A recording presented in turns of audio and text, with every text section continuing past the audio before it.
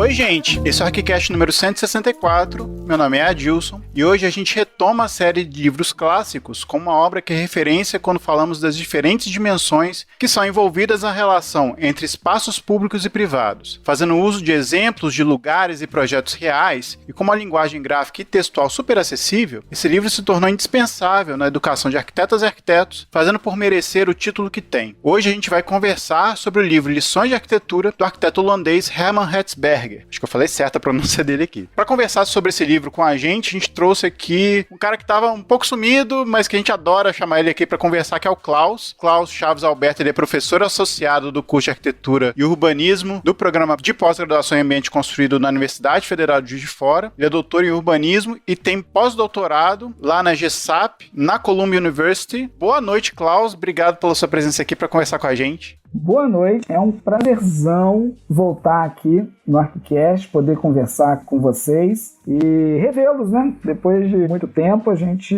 precisa se rever para falar de coisas boas de arquitetura. Sentimos saudade da Lili, que infelizmente não está conosco, mas que também é muito importante. Esse time é muito bacana. Bom, para conversar com o Klaus, estou aqui com o Rafa. E aí, Rafa, tudo bom? Opa, tudo beleza? Boa noite, Klaus. Obrigado pela presença. Para quem não sabe, Klaus teve um papel importantíssimo aqui na nossa formação minha do Adilson, na universidade, nos primórdios do nosso contato com a arquitetura, então é um prazer tê-lo aqui, Klaus. Muito obrigado. Isso aí. Então a gente vai para os e-mails, comentários e outras cositas más.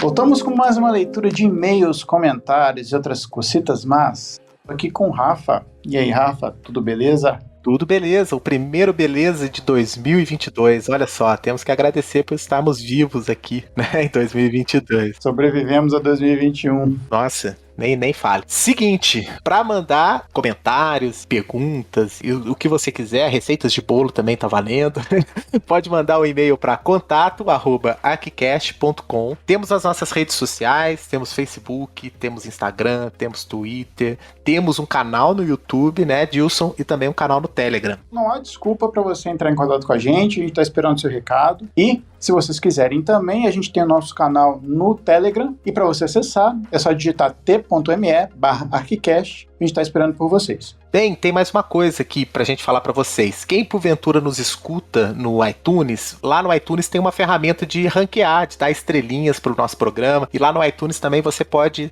escrever um comentário, né, um elogio, uma indicação, o que você achar interessante para deixar de registro lá pra gente. E agora o Spotify também tem uma ferramenta de avaliação com as estrelinhas. Então quem já tiver acesso a essa interface pelo Spotify, pode deixar umas estrelinhas lá também, né, Adilson? Isso. Pelo que a gente viu, só dá para fazer isso pelo iPhone. Pelo Android, eu acho que ainda não está habilitado, mas é bem provável que isso seja habilitado no futuro próximo. Isso aí.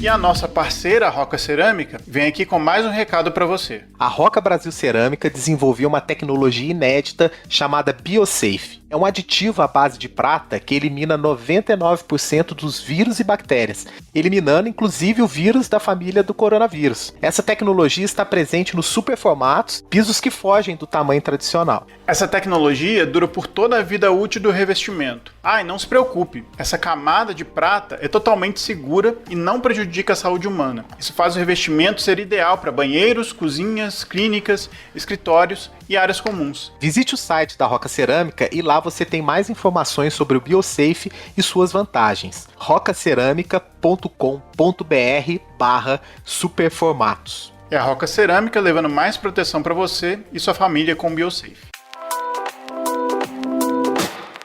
E se você não quiser ouvir os comentários da semana, é só pular para 9 minutos e 29 segundos. Bom, Rafa, a gente resolveu aqui no primeiro episódio do ano fazer uma espécie de mini retrospectiva do ano passado a respeito do nosso conteúdo, né? Isso mesmo, uma mini retrospectiva. Primeiro, a gente lançou 45 episódios em 2021, por isso que a gente sobreviveu bem ao ano, e mais de 2.600 minutos, olha só. Imagine o quanto de material bruto não teve aí, né, Adilson? Nossa, teve muito material pra gente editar, mas foi dos anos que a gente mais produziu o episódio, né? Porque a gente passou a ser semanal. A gente selecionou aqui os 5 episódios mais ouvidos. Então, em quinto lugar, né, Dilson, ficou o episódio do Lelé, o AquiCast 133, João Figueiras Lima, Lelé. Foi um episódio bem extenso, né, Dilson, com muita informação sobre o Lelé, participações super bacanas, né? Sim, sim. A galera que estuda o Lelé até hoje ajudou a gente a falar sobre esse arquiteto injustiçado no Pritzker, diriam alguns.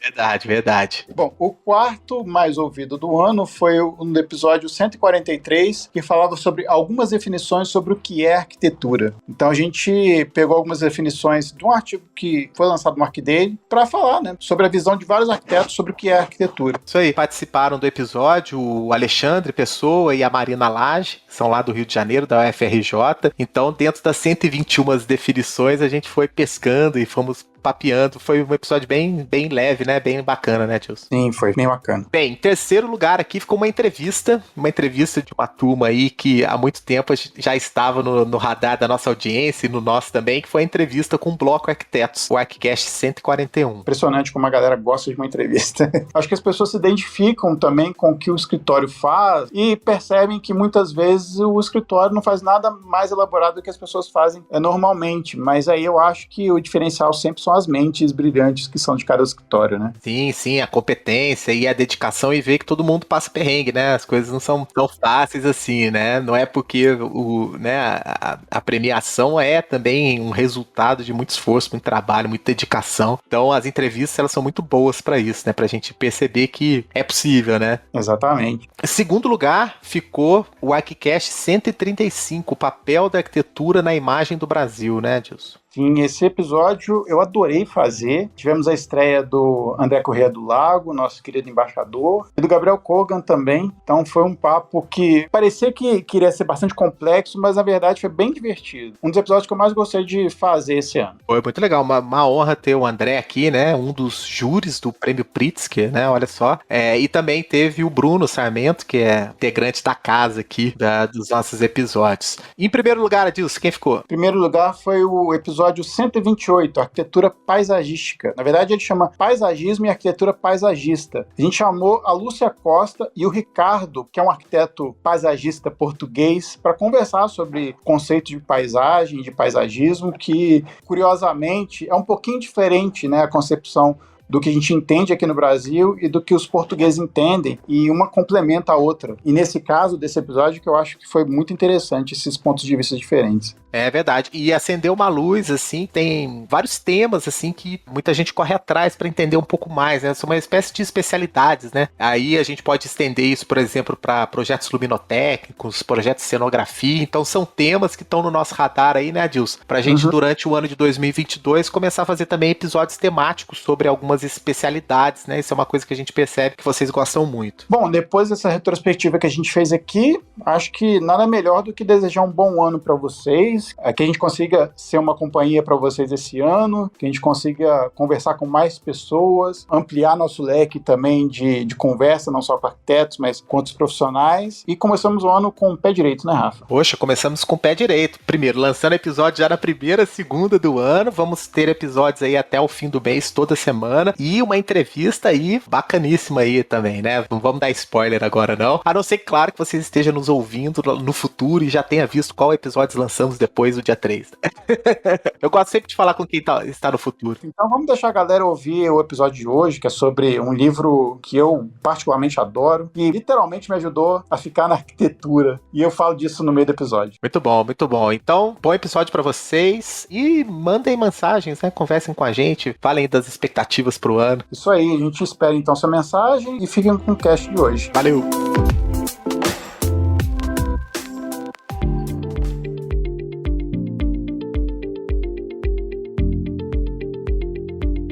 Bom, a gente podia começar a nossa conversa aqui falando um pouco do Hermann Hertzberger, né? Falando quem é o Hermann Hertzberger, né? Com o que ele trabalhou. Eu pensei um pouco, né, sobre o convite para falar do Hermann. Poxa, o que eu posso falar do Hermann, né? O que eu tenho para falar do Hermann? E, no fim das contas, veio toda essa memória afetiva que eu tenho com a produção dele, com o livro, com a produção. Eu conheci a obra do Hermann Hertzberger quando eu fui na minha primeira Bienal de Arquitetura em São Paulo. Aí eu não me lembro se era a terceira ou quarta Bienal, não me lembro direito o contexto, mas eles estavam montando ainda um stand lá do Hermann Hertzberger, e nesse stand tinha ali umas caixas com aqueles desenhos dele, com um caderno de desenhos dele. E assim, na graduação, eu vagamente tinha essa noção, como dizer, tinha uns carnês dele e tal, a importância de desenhar e tal. Mas quando eu fui e vi, né, os carnês do Hermann Hertzberger, os projetos e aquela mistura, né, que ele faz do desenho com as imagens, com as fotografias, aquilo me deu um estalo muito bacana sobre a forma, a importância de registrar, a importância de nós, arquitetos, registrarmos, da gente treinar o olhar. Acabou que ele foi muito importante para minha formação, apesar de não ser um grande, não era do Star System, né, na época, pelo menos do que circulava em Juiz de Fora, mas ele teve um jeito mais doce de me ensinar a olhar a arquitetura.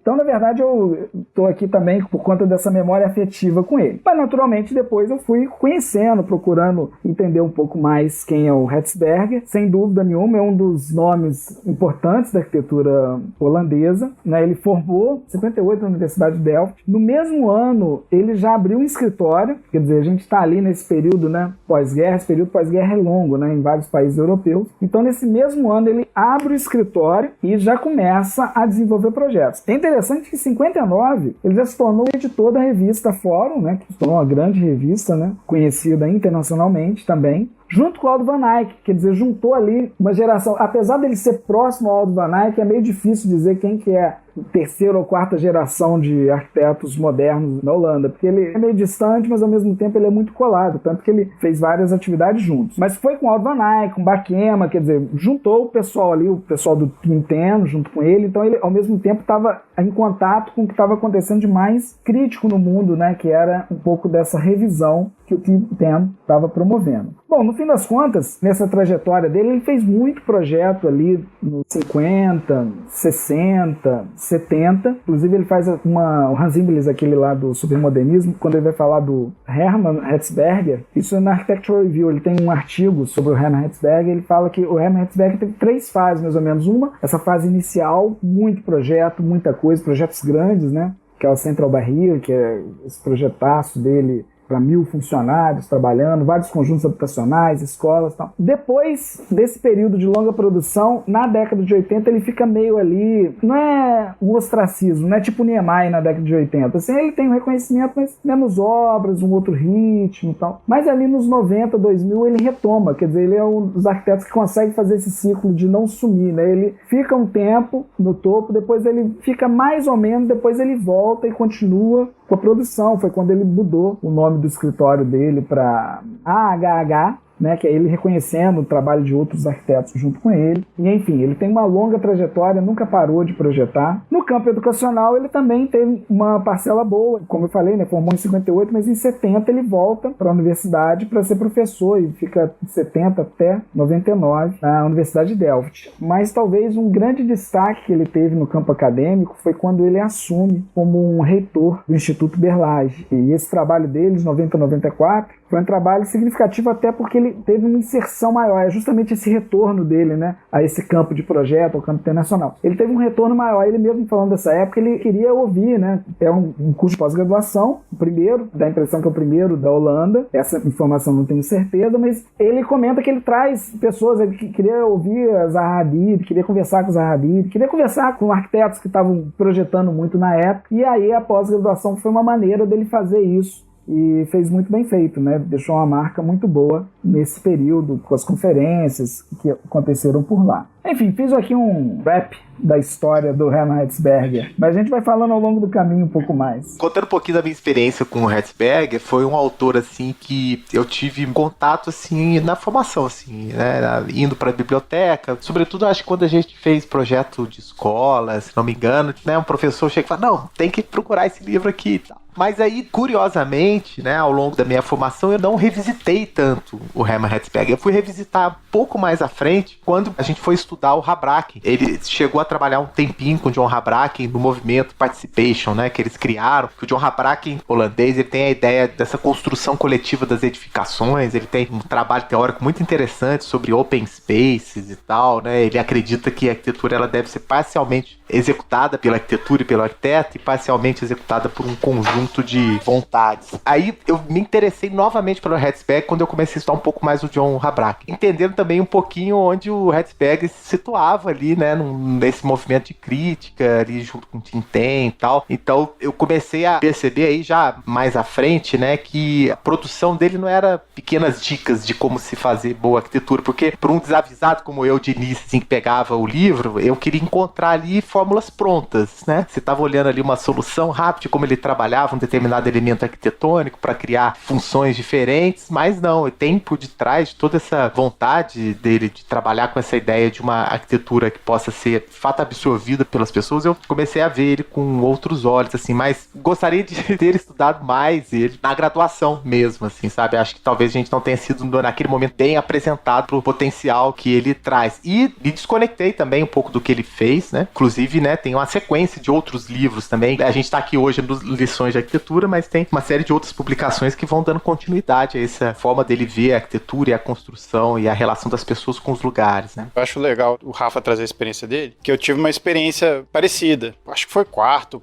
quinto período da faculdade. Eu tava bem à deriva. Naquele momento em que sempre a gente tem no meio da faculdade, pelo menos a grande parte das pessoas tem, né? Será que a arquitetura é pra mim mesmo? Eu vi esse livro na biblioteca e fui ler. E esse livro me atentou pra saber realmente o que é arquitetura. Tem uma relação muito legal com esse livro que eu gostei demais, assim, no primeiro momento que eu li. E aquilo me acordou pra falar, nossa, isso aqui mesmo é arquitetura. Assim, porque eu tava me sentindo à deriva quando eu tava fazendo projeto e, sabe, quando você procura uma luz, assim, de alguma forma e quando o professor não consegue te ajudar muito. Então esse livro foi importante pra mim na graduação para eu entender o que eu estava fazendo. E aí eu fui visitar agora, né? Revisitar agora, dando aula mais recentemente, de que ele tem algumas coisas que para o estudante é muito revelador. Para gente que talvez conheça um pouco mais, entenda um pouco melhor a arquitetura, é muito impressionante quando você pega um texto dele, como ele explica claramente coisas que parecem óbvias, mas que são muito difíceis de explicar. Eu entendo esse livro aqui como um livro muito básico, assim, muito importante, que qualquer estudante de arquitetura deveria ler, sabe? Quando eu voltei agora para estudar ele de novo, para fazer esse episódio, né, você começa a fazer umas relações com quem que ele teve contato, que o Klaus falou, né, com o pessoal do Team 10, o próprio Waldo van Eyck, e a gente vai falar um pouco também do contexto, né, que é o estruturalismo holandês e que a Holanda produz arquitetos e proposições teóricas interessantíssimas, né, pegar a história da Holanda com a arquitetura, né, lá desde o De Stijl, né, mesmo antes do De Stijl você tinha uma arquitetura holandesa que já era destacada, mas assim, o De Stijl, que depois veio o estruturalismo, isso tudo vem de uma história muito interessante, né, a gente podia falar um pouco desse contexto, né, Klaus? Você falou que o Herzberg, ele teve muito contato com o Van Eyck, eu acho que ele foi aluno do Van Eyck, né? E o Van Eyck foi um cara importante lá na crítica do movimento moderno, né? Teve contato na Fórum, né? Ele estava trabalhando na revista com o Van Eyck, com o Bakema, os dois, né, do Team 10.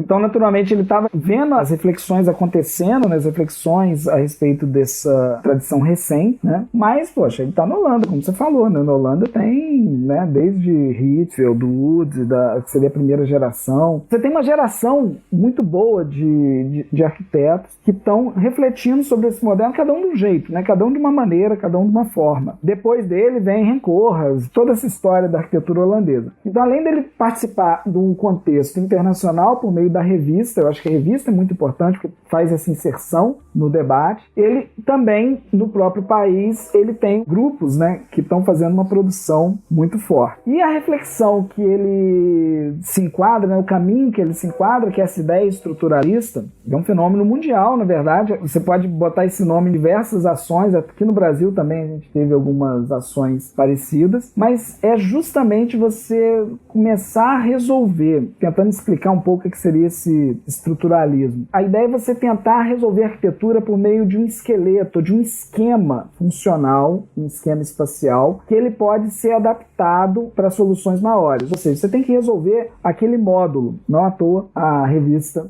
do Niemeyer teve um nome de módulo, acho que pode ter relações justamente com esse período, onde o módulo é muito importante. Você resolver aquela estrutura, aquela base, e depois o grande desafio é essa base ser reprodutível a ponto de ser adaptável. E aí tem vários projetos muito bons. Eu estudo campus, né, universitário até hoje, e nesse período de 60, 70 tem diversos projetos que utilizam essa mesma ideia, né? O Joseph Candile Woods faz aquela Universidade Livre de Berlim, que é mais ou menos uma estrutura, é mais ou menos em malha, né? Essa estrutura, e ela vai ocupando o terreno, vai se soltando no terreno. Na Holanda, né? O Aldo van Eyck, quando ele faz o orfanato, também é uma estrutura, quer dizer que você tem um modelo de pilar, modelo de viga, 2 cúpulas, você consegue fazer praticamente uma arquitetura com aquilo ali. Essa ideia do estruturalismo é você resolver essa base e essa base ser bem feita o suficiente para ser reproduzida. Mas se você pensar o que estava acontecendo no Brasil na década de 60 com o Niemeyer e o João Figueiredo Lima, estou fazendo aqui algumas comparações diferentes, mas só para a gente entender como que é o espírito de uma época. Quando o Niemeyer está trabalhando lá na Universidade de Brasília com um jovem arquiteto, né, o Lelé, muito novo, né, trabalhando junto com ele, e eles estão trabalhando com a ideia dos pré-moldados, muitas das obras é isso aí, é uma simplificação, quer dizer, a ideia de economia dos meios. Você vai trabalhar o C-plan lá, que é o escritório, você vai ter lá elementos mínimos, quer dizer, um pilar, uma viga, a cobertura, elementos muito básicos. Você vai repetir aquilo e vai fazer pequenas variações, vai deixar mais aberto, menos aberto, e pronto, você tem um espaço que é um espaço interessante. O próprio minhocão também são pequenos elementos. Não é a mesma coisa do que o Hermann Hertzberger e o próprio Aldo van Eyck faz, que é uma estrutura muito em malha, mas a ideia da economia dos meios, a ideia de trabalhar com o que você pode trabalhar, com o mínimo que você pode trabalhar, essa ideia está vigorando. Ora, aqui com pré-moldado, ali não necessariamente, mas a ideia é trabalhar com menos elementos. Mas o principal é resolvendo uma base bem feita, um módulo ali bem feito, esse módulo ele pode ser reproduzido para um lado e para o outro e gerar espaços diferenciados que atendam a diversas questões espaciais e mesmo formais. Bom, definitivamente nessa proposta a forma não segue a função, né? Definitivamente não tem relação entre forma e função. Sim.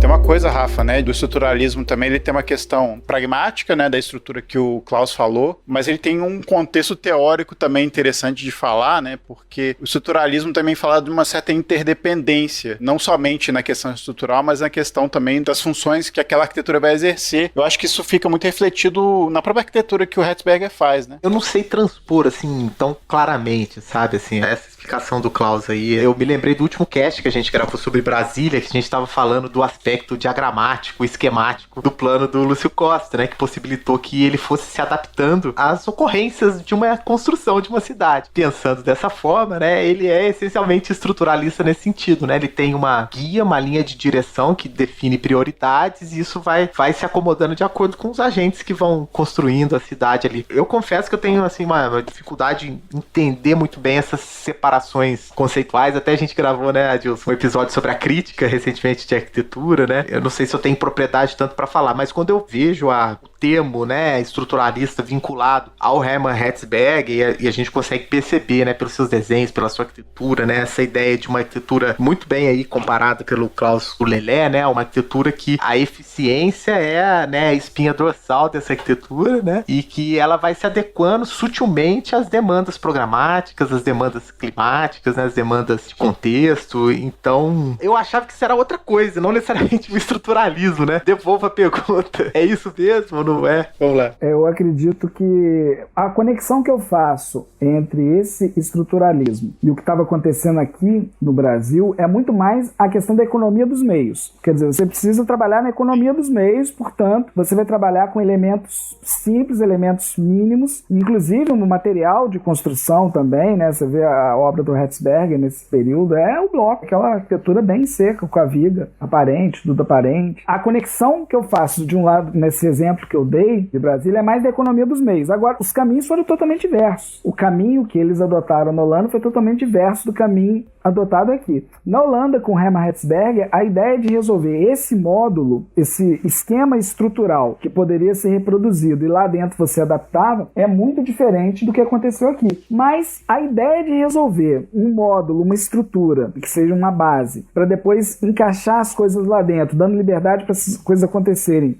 com pequenas variações, essa ideia era uma ideia que permeava, como eu estou falando, diversos outros projetos no mundo. Se a gente for pensar né, mesmo as megaestruturas desse período, elas têm um pouco dessa ideia, né? As megaestruturas seguem a ideia de tentar resolver, às vezes, um módulo, uma sequência, depois esse módulo vai se reprisando, vai acontecendo, e no fim das contas ele pode se tornar uma coisa muito grande, né? Pode se tornar uma coisa muito valorosa. A própria escola montessoriana, aquela primeira que ele fez, né, no site dele você vê lá, quando ela foi criada, ela tinha um número X de módulos, aí ele coloca no site, olha, 10 anos depois cresceu mais para cá, depois cresceu mais para cá, cresceu mais para cá, quer dizer, seguindo um pouco dessa ideia inicial, de ter uma base para as coisas se desenvolvendo. Então a conexão que eu quis fazer era só da economia dos meios, que era muito comum, era um tema mundial. Mas a estrutura formal que isso gera, com o estruturalista, ela é mais resolver aquela estrutura, e daquela estrutura você vai criando uma malha, e assim as coisas vão acontecendo. Agora, tem mais semelhanças que eu poderia frisar com o que estava acontecendo com outras partes, né, inclusive no Brasil. Por vezes, o edifício era meio que projetado como uma cidade. Essa é uma noção também muito clara das estruturas, né, que os estruturalistas trabalham diretamente com essa ideia. O edifício ele é projetado como uma cidade, então você vai fazer a escola, então a escola, se ela for maior, ela tem ruas internas, você vai fazer um ambiente de trabalho, tem ruas internas, e ali você tem os escritórios menores como casas, né? No caso da escola seriam salas de aula, que seriam como se fossem residências, que você vai entrar a partir daquela rua. Então tem aquele espaço intermediário. Também tem essa noção de transformar temas de urbanismo em temas de arquitetura, e por vezes solucionar temas de urbanismo, solucionar, né, problemas urbanos como problemas arquitetônicos. Isso também é uma característica tanto do Herzberg quanto do grupo, né, com que ele estava envolvido. Interessante notar isso, que a gente vê esse tipo de característica na própria obra do pessoal do Team 10. Aí não só o Aldo Van Eyck, mas o próprio casal Smithson, né, em inglês, que de alguma maneira tentava refletir aquele pensamento um pouco mais pluralista e de interdependência das relações, não só da relação do privado e do público, que o Herzberger vai discutir no livro dele, na própria arquitetura, né, tentando trazer uma resposta para aquelas inquietações que aquele grupo estava vivendo. E tem uma coisa que eu li a respeito do próprio Herzberger, ele falando um pouco mais da carreira dele, que em 2012 ele recebe o prêmio, a Medalha de Ouro do RIBA, né, que é uma premiação da Inglaterra, de 2012. E me parece que houve uma espécie de polêmica, não é polêmica, mas pensou-se que a Medalha de Ouro ia para os pós-modernos, né, para o Venturi. Só que acabou indo para o Herzberger. O júri se explicou porque o trabalho do Herzberger ele é muito mais duradouro em termos, né, de discussão do que o próprio trabalho do Venturi, que ficou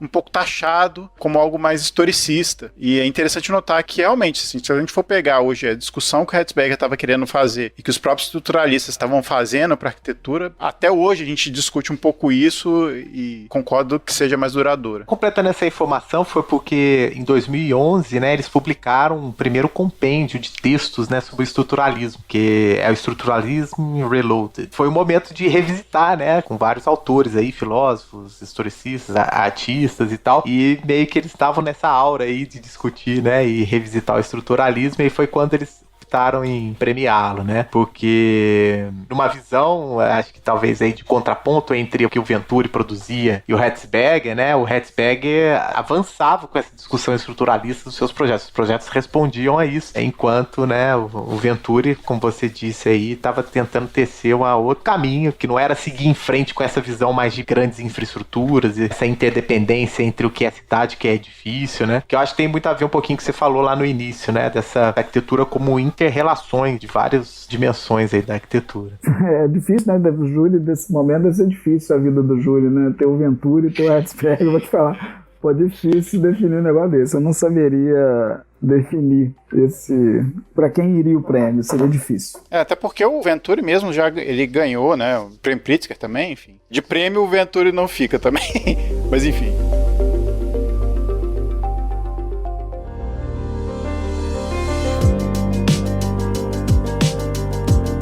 Agora a gente podia discutir um pouco o livro, né? Falar um pouco a respeito da estrutura do livro, sobre o que ele escreve. O livro em si, é legal a gente ver, né? Pegando na história do Herzberger, lembrando, a gente tem esse início dele, né? Se a gente for pegar essas fases que o Hans Imbles define da vida dele, né? Teve esse início ali, até os anos 80, mais ou menos, que ele está fazendo essa obra que é considerada estruturalismo, que você pode analisar de sentido mais estrito ou nesse sentido mais amplo que eu estou falando. Na década de 80 ele fica meio assim, mas justamente em 91 ele lança o livro. que é o período onde ele está como reitor, né, do Instituto Berlage, e aí ele está fazendo esses contatos todos internacionais novamente, está envolvido nesse meio acadêmico. E o livro é uma junção de outros textos que ele já havia produzido, que são aulas, né, essa cultura de você produzir e publicar algumas aulas. Então esse livro é uma junção, uma ampliação, uma revisão desse estudo. Talvez seja o momento, né, dele pegar tudo que ele estava pensando, né, aquele desejo de vou juntar tudo isso,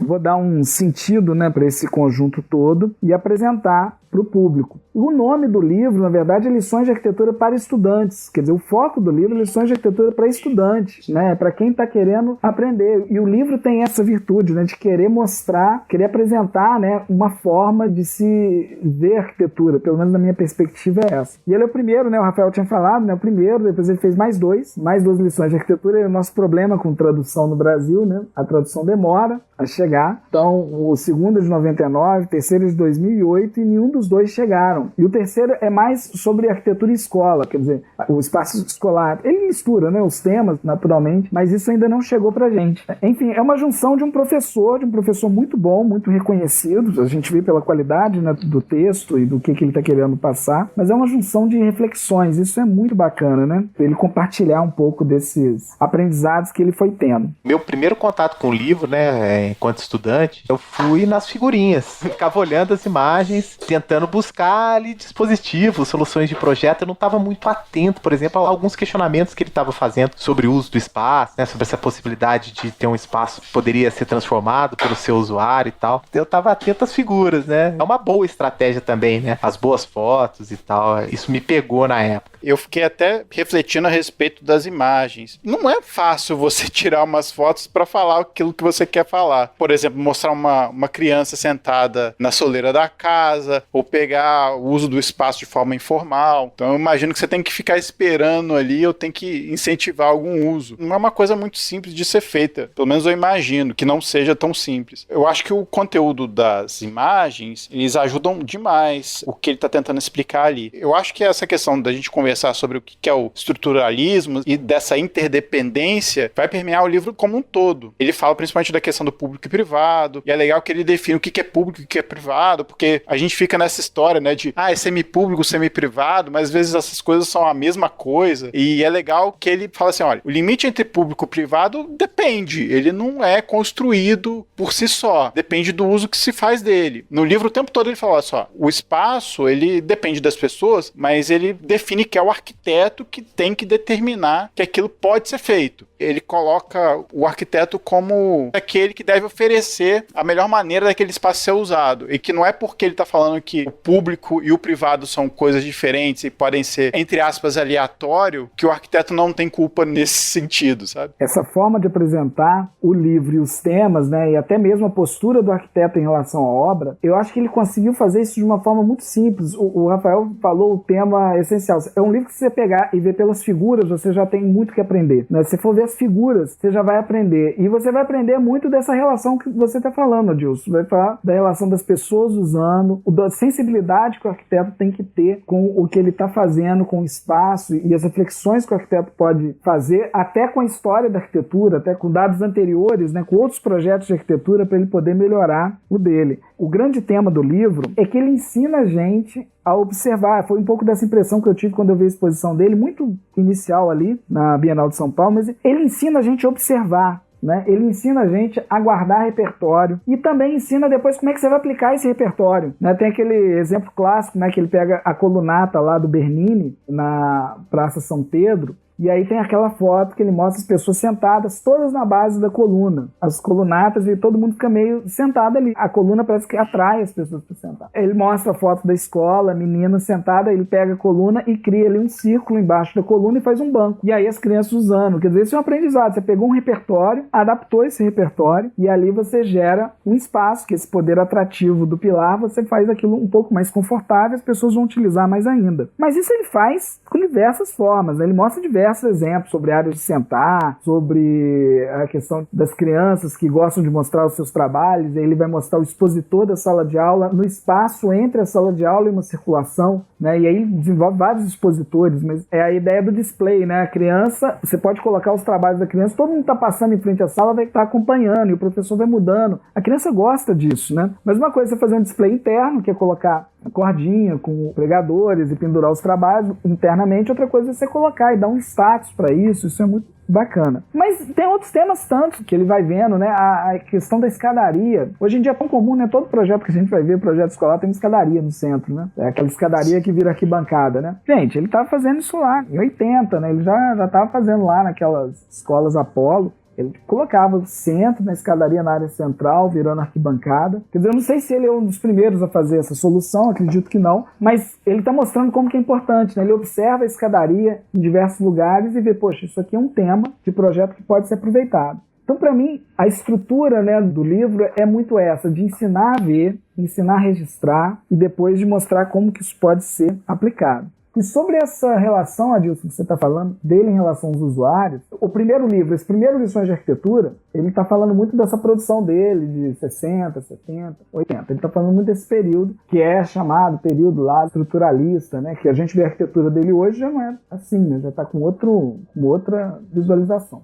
Mas quando a gente olha esse período dele, a gente vê que mesmo dentro dessa ideia que circulava entre ele e Otto van Eyck, eles são distintos. Ele aposta muito nisso, ele aposta muito nessas relações das pessoas com o ambiente, nesse potencial que as pessoas podem fazer de mudar, de pensar junto. E ele tem um papel de incentivar, né, de dar o empurrãozinho, e as pessoas vão ocupando, e o ideal é que as pessoas mexam mesmo. Ele é mais aberto a isso. E dá a impressão que o Otto van Eyck não é tão aberto assim. Tem uma história até interessante que ele mesmo conta. O orfanato do Otto van Eyck já teve para ser demolido várias vezes, e uma das vezes quem salvou foi inclusive o Hermann Hertzberger. Ele bota o Instituto Berlad lá dentro. Mas aí parece que tiveram que fazer algumas adaptações, né, para poder, enfim, o negócio foi feito para ser um orfanato com criança. O projeto é bem bacana, né, na escala da criança. Mas aí tiveram que fazer adaptações. Aí parece que o Otto van Eyck não gostou daquela ideia. Então, mesmo dentro dessa noção de flexibilidade, do estruturalismo, tem visões distintas, né? Tem formas de ver distintas. Então, para mim, mais do que entender o nome do conceito, da ideia, é ver como que o arquiteto lida, como é que ele opera dentro dessa base que ele mesmo cria, como é que ele vai operando ali para resolver as questões. E eu acho a forma que ele faz é uma forma muito bonita, sensível. Novamente, nesse período especial que a gente tem nesse livro específico, a gente vê ele fazendo tudo isso com recursos menores, né? Com recursos possíveis de você fazer em qualquer lugar. Não tem nada muito diferente, nada muito ousado, estruturalmente, nada... Tem a escala, né? A escala realmente, assim, é outra, né? A escala não é que a gente trabalha. A Central Barrier, como eu falei, 1.000 pessoas trabalhando lá, assim, baita projeto, né? E na época com ideais também, não revolucionários, mas ideias soltos, flexíveis, né? Também tem uma história lá de que eles fizeram essa central de seguros, né?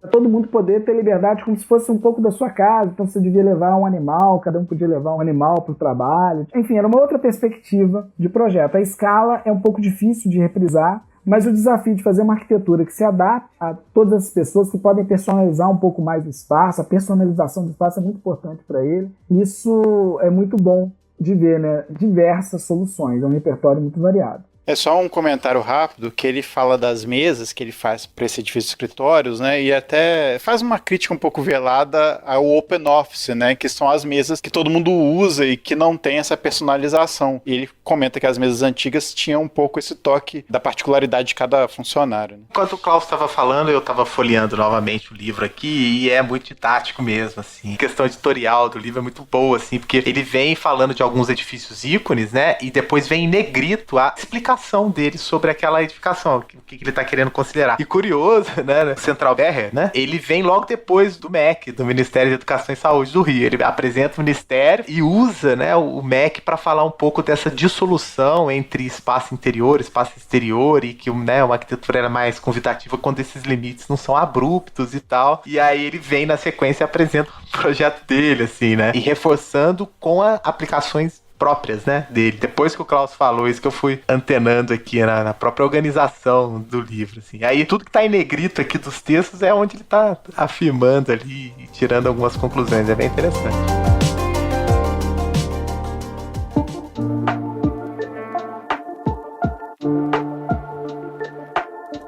partes do livro que ele coloca, né, alguma explicação, e às vezes a explicação serve, por exemplo, eu tava vendo aqui, ó, tem uma explicação que serve, por exemplo, pra alguma coisa que eu falo na minha aula sobre história da arquitetura, sabe? Então, um parágrafo ótimo, que ele resume muito bem. Tem um outro trecho que ele fala justamente o que o Rafa falou, né, sobre o MEC, e sobre como é que o MEC é especial, porque ele tá num contexto ali que faz com que o Ministério da Educação ganhe destaque. E ele fala, ó, se tivesse o MEC ele construído numa cidade moderna, ele seria mais um. Então isso seria ótimo também para explicar para alguns alunos como é que é o sentido da cidade moderna. Essas coisas que ele vai falando, que não são necessariamente a respeito de uma coisa muito arquitetônica, é muito legal, que eu acho que faz com que o aluno perceba outras coisas também, que tem a ver com história, que tem a ver com projeto diretamente, mas indiretamente ele fala várias coisas que fazem sentido no campo da arquitetura. Então eu acho que é um livro amplo no bom sentido, que assim, ele pega várias abordagens, pega uma abordagem histórica, uma abordagem projetual, uma abordagem, sei lá, urbanística. É legal ver isso, né, nessa obra. Eu acho que é uma forma muito criativa, muito pedagógica, de você apresentar até a própria obra. Os arquitetos, quando vão fazer os seus próprios livros, ele também tem livros, né, só de obra. Mas, no geral, quando você vai fazer um livro só de obra, é só de obra. Você está falando um pouco do escritório, está falando um pouco de obra, dos projetos e tudo mais. Mas o formato que ele desenvolveu com esse livro é um formato mais generoso, né? Porque ele está falando das obras dele, mas ele está mostrando como é que foi o processo de desenvolvimento, né? E aí ele está falando de outros arquitetos, ele está falando de outras pessoas que ele admira, não significa que admira assim, de os grandes nomes que ele mais gosta, possivelmente não são os nomes que ele mais gosta, mas para aquele tema ele pegou aquela ideia, e aquela ideia ajudou ele a pensar esse assunto. Então o formato é um formato de diálogo, e eu acho que isso torna o livro mais interessante, quer dizer,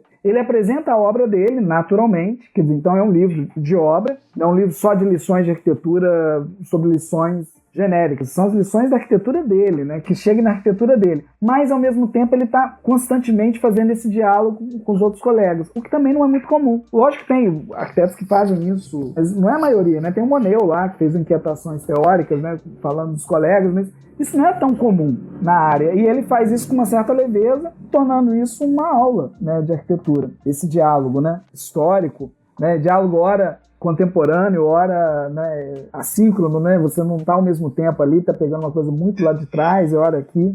Isso é muito bom. E é interessante que esse diálogo, ele é contínuo, ele apresenta os seus projetos em várias ocasiões, em vários temas, né? Então, quando ele vai discutir a grelha, é a mesma coisa, ele volta com um projeto lá, então, assim, é um caráter pedagógico de fixação, né, da informação, isso é muito, muito legal mesmo. Ele é professor, né? Você imagina, é um baita professor, né? Para conseguir fazer essa junção, a gente sabe a dificuldade que é. Ele é um baita professor. É admirável, né? A forma que ele consegue sintetizar. Tem algum assunto dentro do livro, da obra inteira, assim, que vocês destacariam? Alguma coisa que vocês mais gostaram, assim? Um comentário que ele faz, enfim. Vocês conseguem destacar alguma coisa aí particularmente que vocês gostam? É difícil pegar um assunto, né? Eu citei algumas imagens que para mim são fortes, né, mas esse espaço entre, né, essa ideia do espaço entre as coisas, isso é um tema muito bacana que ele traz. Ele repete, esse tema é tão importante para ele que ele repete isso nos livros. Vários assuntos não acontecem nos 2 primeiros livros, né, mas esse assunto ele repete. Esse convite a gente observar as coisas que estão acontecendo ao longo do caminho, né, e não só no destino, né? E essas coisas são tão importantes por vezes do que o que está acontecendo lá no final do trecho. Para mim esse é um tema bacana. E tem o outro tema também, que não é explícito, né, mas a ideia de você trabalhar muito com espaço, né, com vazio. E esse vazio, você moldar esse vazio de forma a criar um espaço onde, naturalmente, na perspectiva dele, é fundamental que as pessoas se vejam. Esse encontro central, essa perspectiva das pessoas se olharem. Então ele faz muito corte, onde você vai ver os desníveis, né? A arquitetura é muito trabalhada em desnível, né? E aí do desnível você vai olhar, quem está lá em cima está vendo que está lá embaixo, e você se sente um pouco integrado naquele conjunto. Ele tem muita relação, né, com a ideia montessoriana, principalmente nos projetos de escola, então ele reprisa também, eu acho que esse é um ponto bacana, ele leva a ideia de Maria Montessori para o espaço de uma forma também interessante, talvez inovadora. Não tem tanto conhecimento assim de outros arquitetos que trabalham com escolas montessorianas, mas ao menos nessa década me parece que ele leva muito isso adiante, porque ele foi formado, né? Ele estudou em escola montessoriana. As ideias de Maria Montessori, elas ficaram muito amplas lá na Holanda. E isso também é um ponto que me chama a atenção, né? Como é que essa perspectiva de sala de aula, que não é a perspectiva de todo mundo sentado olhando para uma atividade, quer dizer, cada um está fazendo suas atividades, da sala ter setores, então a sala de aula permite o desenvolvimento desses setores. Novamente, ele trabalha de desnível dentro da sala de aula, também é muito interessante. Hoje em dia eu dou aula de projeto, né? Então, projeto em arquitetura escolar ainda por cima, os alunos ficam doidos para fazer. Hoje em dia é super difícil, né? Você tem que colocar rampa. Aí, só a rampa já vai ocupar não sei quanto daquele espaço. Mas você vê aquelas soluções em desnível, as crianças em cima e embaixo, conversando, dialogando. Também é outro caminho, é outro tema, né? Que me chama a atenção. Pontualmente, o que me chamava a atenção foi assim, aquela coisa das imagens, né? Que eu falei, o livro que eu consultei lá como aluno de figurinhas, eu ficava encantado, assim, buscando de fato ali como um estudante desavisado, né? Soluções práticas, né? E aos poucos depois você vai percebendo que tem, né? Um relato histórico junto com uma visão analítica. Mas assim, revendo pro cast, me surpreendi em alguns momentos que ele faz comparação da arquitetura com música, assim, coisas que eu não imaginava, sabe? Quando ele fala de uma composição de ritmo, e aí dá um exemplo, não me lembro qual obra especificamente, ele fala assim, né, como se fosse um ritmo lento numa composição musical, né, criando essas nuances não tão rígidas, né, de uma arquitetura e tal. Então isso me surpreendeu, porque eu vi ele dentro de um campo muito restrito, né, do projeto Desenho do Espaço, assim, eu não imaginaria que ele faria essa comparação com a música. Eu não sei se é um lampejo aqui pontual do livro ou se de fato isso está presente em outra dimensão do trabalho dele. Eu não sei se vocês sabem alguma coisa disso. A única coisa que eu posso relacionar, né? Se a gente tá falando de estruturalismo e ritmo, estrutura, tudo a ver com música. Mas eu também não sei se ele faz. Eu também não sei se ele faz um aprofundamento dessa relação. Até um cast que a gente tem que fazer, né, Rafa? Sobre arquitetura e música. Então...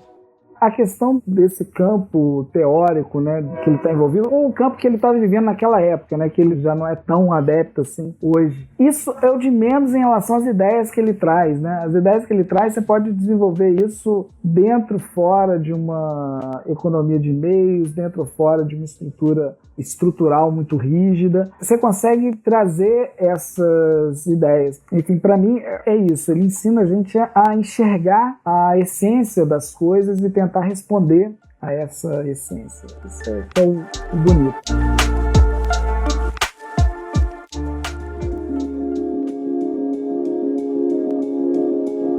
Vocês veem algum tipo de... Não é restrição, mas... O livro tem objetivos que eu acho que, como a gente falou aqui, que são para os estudantes, né? Para aqueles que estão começando a entender a arquitetura, pro Adilson lá no quarto, quinto período, a entender um pouco o que é arquitetura. Mas vocês acham que tem alguma coisa que talvez ele não seja tão bom, assim, para questão didática ou para alguma questão mais acadêmica ou teórica, assim? Vocês veem alguma questão do livro que talvez ele possa ter abordado de uma forma diferente? Essa pergunta é super difícil, né? Porque ele está apresentando a forma dele enxergar e a forma que ele ensina as pessoas a olharem. Eu gosto muito, eu simpatizo com essa maneira de ver, com essa maneira de pensar a arquitetura. Agora não tem nada a ver com ele, não é uma crítica ao livro em si, né? Eu acho que essa forma de se pensar, a forma estética final, né, desse objeto arquitetônico que ele desenvolve, devido, novamente, aos materiais, à rusticidade dos materiais, é tipo o brutalismo, né? É uma coisa mais hermética, né? Se você for apresentar isso para o seu cliente, para o público mais leigo, possivelmente eles não vão gostar tanto. Não é tão fácil das pessoas gostarem, não é tão palatável, não é tão fácil assim das pessoas de todos os níveis gostarem desse tipo de arquitetura. Não é uma crítica ao livro, mas aquela ideia, independente se você está fazendo com esse material ou não, essa ideia funciona, né? Essa ideia é muito boa. É como você vê a arquitetura Terra e Tumba, né, que vocês entrevistaram aqui também. Eles também trabalham com uma limitação que eles mesmos se colocam em relação aos materiais, e dali o espaço é o protagonista. Então, por vezes as pessoas não gostam, não tem aquela aderência imediata. Não é que não gostam, mas não tem aquela aderência imediata, né? Uma arquitetura, a pessoa não gosta de primeira, mas as lições estão ali, independente se você gosta ou não. Eu digo isso muito para os estudantes, porque às vezes o estudante está ouvindo, né? Ele vai abrir o livro, às vezes ele vai procurar algumas imagens de uma arquitetura, né? Esteticamente ela é mais cativante, ela é ali muito bruta em vários sentidos, mas essa aspereza, né, ou essa simplicidade, essa rusticidade da arquitetura não impede de você enxergar a beleza que está acontecendo ali, né? Você pode trocar os materiais, pode colocar o material que você quiser, mas o essencial vai estar acontecendo, que é o espaço, as conexões visuais, as conexões funcionais, né? Ele não é só visual, não é só espacial, ele também tem essa conexão funcional, né? do braço da pessoa, até onde o braço vai, até onde eu consigo ver a altura de quem está olhando. Isso é bacana, independente do material, que por vezes não é tão atrativo. Só tem um problema, o título do livro poderia ser outro, poderia ser Saber Ver Arquitetura.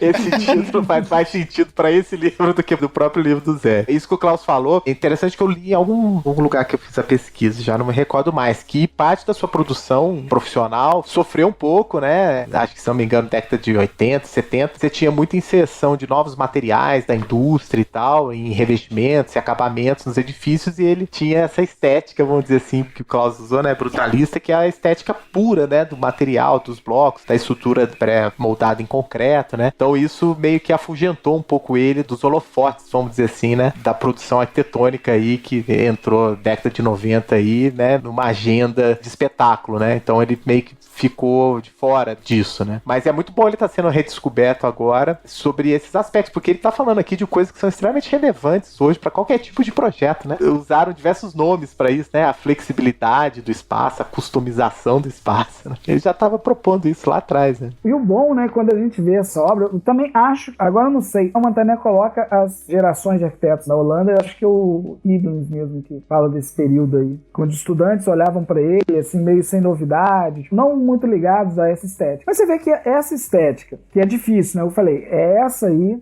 a dos brutalistas também é difícil, uma estética que não é fácil, né, para o público entender, né, para o público gostar, e tem que respeitar mesmo, né, porque as pessoas não gostam, pronto, acabou. Mas, por outro lado, tem muita gente que gosta até hoje, tem muita arquitetura que foi desenvolvida com essa forma de se fazer, de se pensar. É bom defender um pouco isso, ver quem defende. Ele escreveu uma carta a um jovem arquiteto, isso ano passado, em maio do ano passado, no meio da pandemia, foi publicado em algumas revistas, e essa carta a um jovem arquiteto, ele de alguma maneira chama as pessoas, diante dessa situação toda do mundo, né, da pandemia, as pessoas fechadas, ele fala algumas coisas interessantes, assim, que eu acho que mostram onde está o pé dele, né? Ele fala aos jovens que agora, né, é o momento de você, usa essa imagem, voltar ao andar térreo da vida. Quer dizer, você voltar a pisar no chão. Diante de tudo isso que está acontecendo no mundo, talvez agora seja a gente botar o pé no chão, né, no térreo da vida, pegar a gramática básica, né, em vez de seguir essa linguagem formal da arquitetura hoje. Então, mesmo fazendo alguma coisa mais próxima ao que se faz hoje, ele fala isso é importante. Mais à frente nessa carta, que é muito boa, vale a pena ser lida, ele fala, olha, eu espero que você esteja atento para a extraordinária qualidade das coisas comuns, como sapatos, né, que se ajustam a você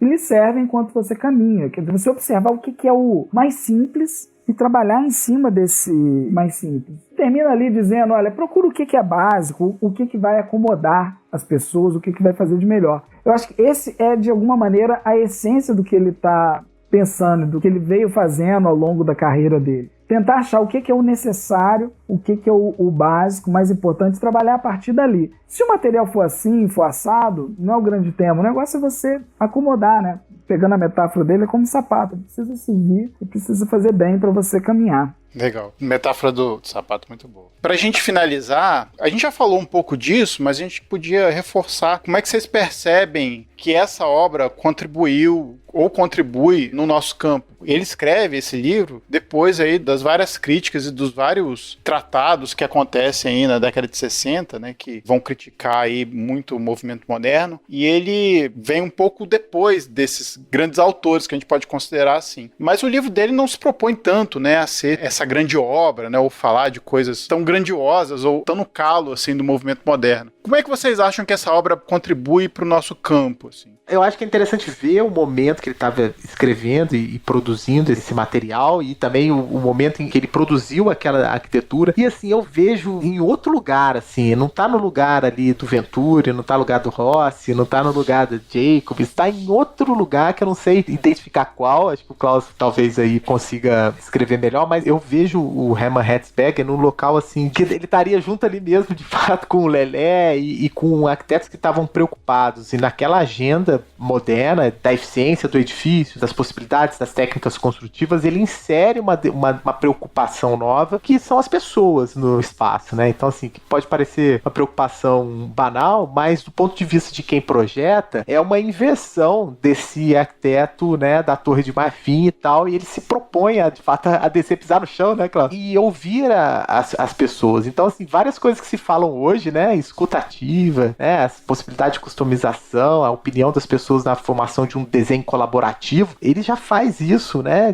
Já experimenta isso, já faz isso. Eu vejo assim, uma obra muito interessante, assim, que merece ser aprofundada e a gente começar a vê-la também de outra forma, assim, não só como um manual de boas práticas, né? De projetos que eu tô falando aí, como eu via isso, né? A lição de arquitetura eu via ele como um manual de boas práticas ali. E não, ele propõe uma mudança da postura projetual, né? E do compromisso que o projetista tem que ter com o domínio da espacialidade, com o domínio das escalas, né? O exemplo que o Klaus deu, né? Do banquinho que é feito no pilar, né? Da escada que ele levanta um pouquinho para poder dar acesso às pessoas sentarem debaixo da escada. Preocupação dimensional, mas num guarda-chuva assim mesmo, do lugar comum, né? Das pessoas usando o espaço e tal. Eu vejo essa contribuição aí da obra. Eu acho que eu vou me repetir aqui um pouco, mas só para frisar essa ideia. Ele tem uma preocupação técnica, como a gente viu, diferente do que vinha acontecendo no Brasil, diferente do que estava acontecendo em outros lugares, mas com algumas semelhanças, né, com essa ideia de trabalhar com os materiais de uma forma mais simplificada,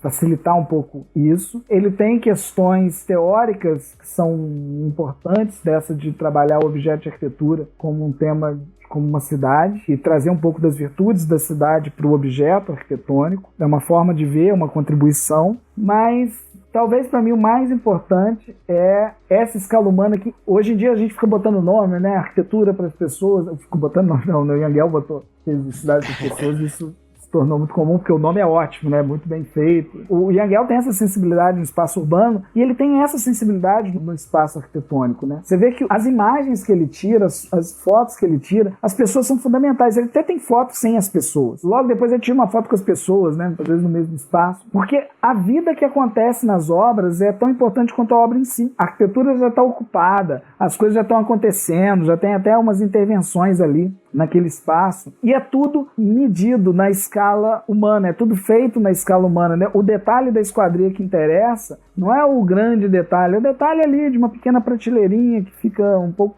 acima da altura da cabeça de quem está sentado na mesa, que está de frente para uma janela. Essa escala humana, não enquanto escala, né, mas a presença humana, o usuário como foco, para mim é uma baita contribuição para o campo. É óbvio que isso hoje é o mais dito, é o mais falado, mas o melhor é que ele não diz isso da forma que se diz hoje, né, mas ele está mostrando que o tempo todo o embate dele é esse, é tentar criar melhores condições para as pessoas viverem.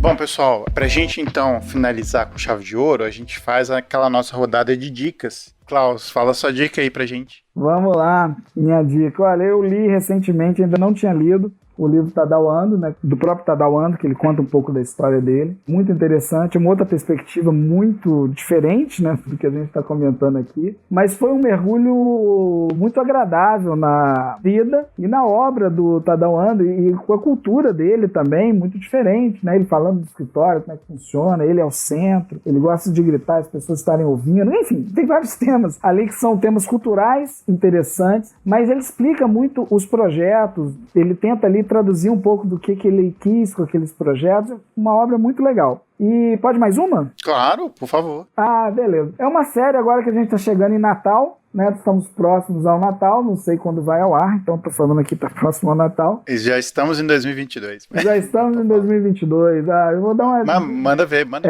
Vou dar uma dica aqui, que é uma série que foi, independente se você é cristão ou não, tem uma série chamada The Chosen, que é uma surpresa muito agradável, que conta um pouco da história do Cristo, visto por aqueles que Jesus escolheu. É uma história contada meio que por outros personagens bíblicos, e ali eu acho que o diretor conseguiu passar várias ideias, captar várias ideias de um personagem que não tem como desviar na história, você acreditando ou não, mas é um personagem que merece ser conhecido. Produção muito bem feita, né? Foi feita com crowdfunding, talvez o maior crowdfunding do mundo, e vale a pena conhecer. Aonde tem, Klaus? Eles têm um aplicativo próprio, eles fazem um funding próprio, você pode baixar de graça, mas se você quiser contribuir, você contribui. Ele é independente, aí tem um aplicativo chamado The Chosen, que vale a pena conhecer. Legal, bacana, muito bom. Rafa, tá com a sua dica? Minha dica vai ser um pouquinho ali do que eu falei no início, que eu citei o John Habraken, né? Depois até merece um cast sobre ele também, né? Que é outro arquiteto holandês e que o Hetzberger trabalhou com ele. E tem o site do John Habraken, onde tem as publicações dele lá, fala um pouquinho do tema que ele trabalha, que é o Open Building e tal. Fica lá a dica de habraken.com.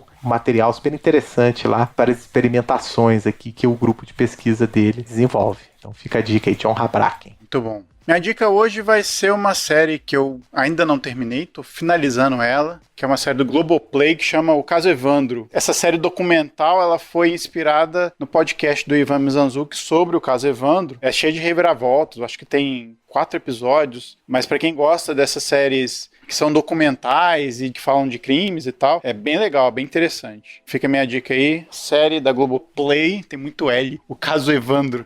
Bom, pessoal, queria agradecer primeiro ao Klaus aqui. Obrigado, Klaus, por participar com a gente aqui. Volte mais vezes. Estava com saudade de você. Que prazer. Eu realmente não tenho como falar da alegria que é estar com esse time tão bacana. Novamente, uma pena que a Lili não está aqui, porque o time é muito legal, completo. E, enfim, é um prazer ver o trabalho de vocês. Desejo sempre muito sucesso. Muito bom. Obrigado, Klaus. Rafa, mais um. Mais um, obrigado, Klaus, aí pelos elogios e pela presença. Muito bom aqui compartilhar contigo. A gente sempre aprende muito.